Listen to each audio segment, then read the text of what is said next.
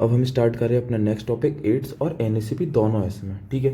तो एड्स में क्या है, सबसे पहले AIDS is the acquired immune deficiency syndrome और इसको स्लिम डिसीज़ भी बोलते हैं, ठीक है। Fatal illness caused by retrovirus known as the human immunodeficiency virus, ठीक है। एचआईवी वायरस से होता है, एचआईवी से होता है मतलब ह्यूमन इम्यूनो डिफिशियंसी वायरस, ठीक है। फिर ये करता क्या है, HIV breaks down the body immune system and leaving the victim vulnerable to the host of the life-threatening opportunistic infection, neurological disorder, unusual malignancy। तो ये क्या करता है, पूरे इम्यून सिस्टम को ब्रेक करके रख देता है पर्सन के, और उसको छोड़ देता है कि वो उससे मतलब मर जाए एक तरीके से, अपॉर्चुनिस्टिक इन्फेक्शन से, न्यूरोलॉजिकल डिसऑर्डर से, इन सब से, ठीक है। तो इंट्रोडक्शन में 2 पॉइंट लिख देना। स्लिम डिसीज़ होती है, HIV से होती है। HIV क्या कर देगा, इम्यून सिस्टम को तोड़ देगा और ये इन्फेक्शन करा देगा। फिर नेक्स्ट आता है प्रॉब्लम स्टेटमेंट। तो HIV की प्रेवलेंस जो है वो 0.27% है एडल्ट में, और थर्ड लार्जेस्ट HIV का जो पेंडेमिक है वर्ल्ड में वो इंडिया में है, ठीक है। फिर उसका आता है उसके बाद एपिडेमियोलॉजिकल फीचर। तो उसके अंदर आता है एजेंट फैक्टर। एजेंट फैक्टर जो है, एजेंट तो RNA वायरस है, HIV1 और HIV2, दो टाइप के वायरस हैं। रिजर्वियर ऑफ इन्फेक्शन, केसेस और कैरियर होते हैं, ठीक है। सोर्स ऑफ इन्फेक्शन क्या, ब्लड, सीमन, CSF, किसी से भी हो सकता है। फिर आता है होस्ट फैक्टर। होस्ट फैक्टर में जो एज है वो मोस्टली रिप्रोडक्टिव एज वाली होगी, वो 20 से लेकर 50 साल तक, ठीक है। फिर सेक्स में multiple sexual partner, anal intercourse and male homosexuality, ये सेक्सेस के लोग होंगे जो ऐसी इनकी वो होगी बिहेवियर होगा, उनमें होगा ज़्यादातर। फिर हाई रिस्क ग्रुप कौन से हैं, intravenous drug user, transgender, truckers, female sex worker, migrants, ये हाई रिस्क ग्रुप है। तो होस्ट फैक्टर में 3 आ गए, एज, सेक्स और हाई रिस्क ग्रुप। फिर मोड ऑफ इंटरवेंशन में आता है सेक्सुअली ट्रांसमिशन सबसे ज़्यादा होता है, पेरेंट टू चाइल्ड और ब्लड। इसका इंक्यूबेशन पीरियड होता है फ्यू मंथ से लेकर 10 ईयर तक, ठीक है। फिर नेक्स्ट आता है, ये अपन ने देख लिया इसके क्या, एजेंट फैक्टर, होस्ट फैक्टर देख लिया, ठीक है। अब नेक्स्ट आता है इसके क्लिनिकल मैनिफेस्टेशन। तो सबसे पहले इनिशियल इन्फेक्शन होता है ना, जैसे किसी से इन्फेक्शन हुआ उसको तो कोई भी सिम्टम नहीं दिखते हैं। HIV की एंटीबॉडी बनने को 2 से 12 वीक लगते हैं, ठीक है। फिर आता है एसिम्टोमेटिक कैरियर स्टेज, दूसरी स्टेज आ गई है ना। तो एसिम्टोमेटिक कैरियर स्टेज में क्या होगा, the infected people have antibodies but no overt sign of disease, ठीक है। तो इसमें एंटीबॉडीज़ होती हैं पर कोई भी साइन नहीं होता डिसीज़ का, ठीक है। तो और सिर्फ क्या साइन रहता है, परसिस्टेंट जनरलाइज्ड लिम्फेडिनोपैथी है, ठीक है। ये एक साइन रहेगा, बाकी कोई साइन नहीं रहता, एंटीबॉडी प्रेजेंट रहती है। थर्ड में आता है AIDS related complex. A person has illness caused by damage to immune system but without the opportunistic infection. तो इसमें क्या हो गया, इलनेस रहेगी पर्सन के अंदर, क्यों, क्योंकि इम्यून सिस्टम डैमेज कर देता है HIV, पर अभी अपॉर्चुनिस्टिक इन्फेक्शन नहीं होंगे उसको, ठीक है। तो क्या क्या फीचर्स देखेंगे, unexplained diarrhoea lasting more than a month, fatigue malaise देखेगा, loss of more than 10% of body weight, fever, night sweat, generalised lymphadenopathy, decrease in the number of T lymphocyte, ठीक है। ये तो भाई एड्स के कैरेक्टरिस्टिक फीचर हैं, ये तो याद होने ही चाहिए, ठीक है। Unexplained diarrhoea, fatigue malaise, loss of more than 10% of body weight, fever, night sweat, generalised lymphadenopathy, ठीक है। फिर एड्स आता है, आखिरी चौथी stage. AIDS is the end stage of HIV infection. A number of opportunistic infection commonly occur at this stage, ठीक है। ज़्यादातर अपॉर्चुनिस्टिक इन्फेक्शन इसी स्टेज में होते हैं, और डेथ क्यों होती है, यही अनट्रीटेबल इन्फेक्शन से, क्योंकि अब भाई अंदर की इम्यूनिटी तो खत्म हो रही है, ठीक है। तो बाहर से इलाज कितना ही देते रहोगे तो कुछ कुछ काम नहीं करेगा, ठीक है। फिर नॉर्मल में क्या, CD4 काउंट, CD4 काउंट जो है 500 से 1200 लेकर 800 से 1200 होता है जनरली, ठीक है, सेल पर मीटर क्यूब। तो अब ये धीरे धीरे घट के 200 से 500 पहुंच गया। तो कौन कौन सी डिसीज हो सकती है, TB हो सकता है, HSV हो सकता है, वेजाइनल कैंडिडियासिस हो सकता है, हेरी ल्यूकोप्लेकिया और कापूसी सार्कोमा, ठीक है। तो TB, HSV, vaginal candidiasis, Kaposi sarcoma तो याद हो ही जाएगा, ठीक है। तो मैंने इजी वाले मतलब लिखे हैं।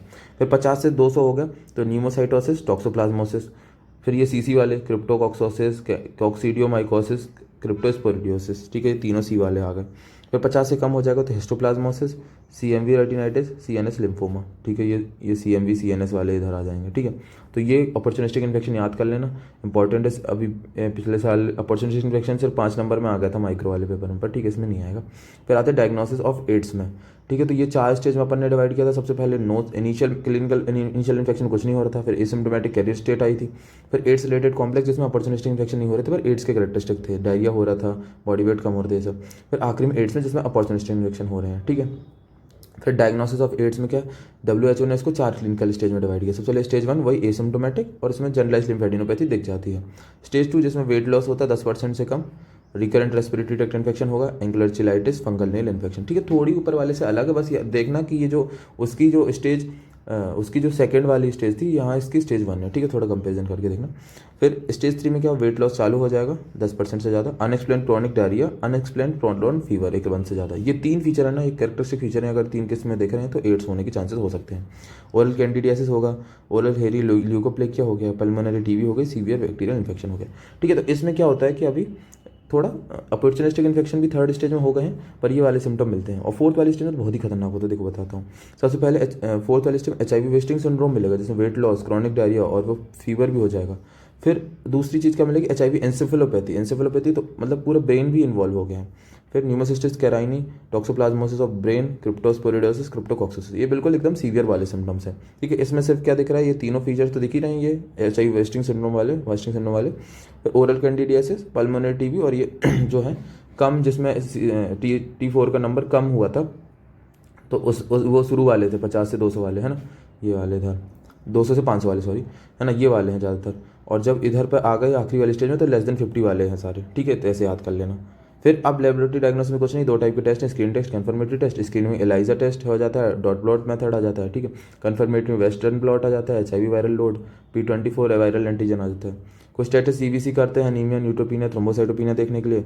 CD4 सेल काउंट है, अगर <200 है तो अपन मान लेते हैं कि एड्स हो सकता है। बीटा 2 माइक्रोग्लोबुलिन है, अगर <3.5 मिलीग्राम पर डेसीलीटर आता है तो ये लैब डायग्नोसिस में हो गया। अब आते कंट्रोल ऑफ एड्स में, तो सबसे पहले प्रिवेंशन में एजुकेशन आ सकता है, ठीक है।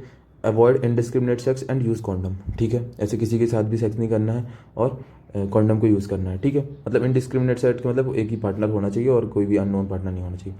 Avoiding use of shared razors and toothbrush, ठीक है, शेयर्ड रेजर और टूथब्रश को यूज़ नहीं करना है। Mass media should involve to educate people regarding nature, transmission and prevention of AIDS. तो सबसे पहले क्या है कि कॉन्डम और इंडिस्क्रिमिनेट सेक्स को अवॉइड करना है, कॉन्डम को यूज़ करना है, शेयर्ड रेजर, टूथब्रश को अवॉइड करना है। मास मीडिया जो है प्रमोट करे, एजुकेट करे लोगों को नेचर, ट्रांसमिशन और प्रिवेंशन ऑफ एड्स के बारे में। फिर ये हो गया एजुकेशन। फिर कॉम्बिनेशन ऑफ HIV प्रिवेंशन, कैसे कैसे, use of biomedical, behavioural and structural intervention, ये तीनों इंटरवेंशन देने हैं। कैसे, ARV drugs taken by people as pre exposure and post exposure prophylaxis, ठीक है। तो ARV ड्रग्स को यूज़ करो अगर pre exposure, post exposure prophylaxis की तरह है, ठीक है, मतलब एक्सपोजर होने के चांसेस हैं या फिर हो गया है तो उसके बाद। नीडल सिरिंज प्रोग्राम चलता है। नीडल सिरिंज प्रोग्राम वही होता है कि जो ड्रग्स वगैरह लेते हैं तो अपन उनको फिर फ्रेश नीडल्स देते हैं कि भाई उनमें इन्फेक्शन ना हो आपस में। फिर वॉलंटरी मेल सर्कमसीजन करने से भी भाई एड्स का इन्फेक्शन कम होता है। Male and female condom distribution करेंगे, ठीक है। तो ये कॉम्बिनेशन हो गया, मतलब क्या क्या बायोमेडिकल, बिहेवियरल, स्ट्रक्चरल यूज़ करके ड्रग्स दे रहे हैं, नीडल सिरिंज प्रोग्राम चल रहा है, मेल सर्कमसीजन कर रहे हैं, फीमेल और मेल कॉन्डम को डिस्ट्रीब्यूट कर रहे हैं। ये दूसरा हो गया, है ना। फिर तीसरे में prevention of blood borne HIV transmission, ठीक है। ब्लड बॉर्न HIV ट्रांसमिशन कैसे रोकेंगे, people in high risk group should be prevented from the donating blood, body organ और स्पर्म। इन तीनों चीज़ों, ब्लड ना देना, बॉडी ऑर्गन ना स्पर्म, इन चीज़ों से डोनेट करने से अपन रोकेंगे उनको। All blood should be screen for HIV1 HIV2, HIV1 HIV2 के लिए स्क्रीन होना चाहिए सारा ब्लड। और strict sterilisation practice should be ensured in hospital and clinics, बहुत ही मतलब अच्छी स्ट्रिक्ट स्टेरिलाइजेशन टेक्निक यूज़ होनी चाहिए कि HIV का इन्फेक्शन हो ही ना पाए, ठीक है। तो अपन ने प्रिवेंशन में 3 पढ़ा, education, combination of HIV prevention और prevention of blood borne HIV transmission, ठीक है। हेडिंग याद रखना 3 कि कॉम्बिनेशन, फिर ब्लड बॉर्न आ गया, ठीक है। अब आखिरी में आता है ट्रीटमेंट। ट्रीटमेंट में एंटी रेट्रोवायरल ट्रीटमेंट है। At present there is no vaccine of cure और cure for treatment of HIV infection, कोई भी क्योर नहीं है पूरी तरीके से, बस अब यही प्रोलॉन्ग कर रहे हैं लाइफ को। तो सबसे पहले NRTI आते हैं, न्यूक्लियोसाइड रिवर्स ट्रांसक्रिप्टेज इनहिबिटर, इसमें अबक्काविर, लेमिबोडिन, जिडोबोडिन आता है। फिर NTRTI में आता है न्यूक्लियोसाइड रिवर्स ट्रांसक्रिप्टेज इनहिबिटर, इसमें टीनोफोविर, एक ही ड्रग याद करनी है। और NNRTI में आता है एफावेरेंस और नेविरापिन। फिर प्रोटीज इनहिबिटर में आता है एटाजानाविर, रिटोनाजाविर, इंडिनाविर, रिटोनाविर। तो इंडिनाविर, रिटोनाविर याद कर लेना। इंटीग्रेज स्ट्रैंड ट्रांसफर इनहिबिटर होता है, ये रेटिग्रेविल होता है, ठीक है। तो ड्रग्स के नाम याद कर सकते हो, NRTI, अबक्काविर, लेमिबोडिन, जिडोबोडिन, ठीक है।